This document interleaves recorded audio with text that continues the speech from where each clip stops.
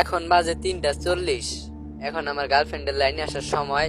আর কিছুক্ষণ পরে এয়ার দিব মনে হয়। আমি তো ভালোই আছি, তুমি কেমন আছো?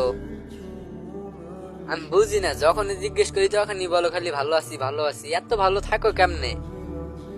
ও আচ্ছা, এই ভালোবাসাটা কতদিন থাকতে পারবো তার গ্যারান্টি দিতে পারবা? সবাই তো বলে যে ভালোবাসা নাকি আজীবন থাকে, কিন্তু আমার এটা বিশ্বাস হয় না। ঠিক আছে, তাও যেহেতু তোমার ভালোবাসি, এটা বিশ্বাস করতে হবে বাধ্যতামূলক। ও আচ্ছা, আমি বুঝি না, যেই দিনই কথা বলতে যাই ওই দিনই খালি তোমার আম্মু কল দিবা চাই কল দিবা চাই। আচ্ছা ঠিক আছে, যাও তাহলে। ভাই চলে গেল। আচ্ছা ঠিক আছে, আমি আমার বটেরিতে যাই। আমি জানতাম ওর মা কথা বলবো, এটা বইলে অফলাইন যাবো প্লাস ফেক আইডিতে যায় আরেকজনের সাথে কথা বলবো। আর ভাগ্যের কি কাজ, আমার সাথে পরিচয় হয়েছে ফেক আইডিতে।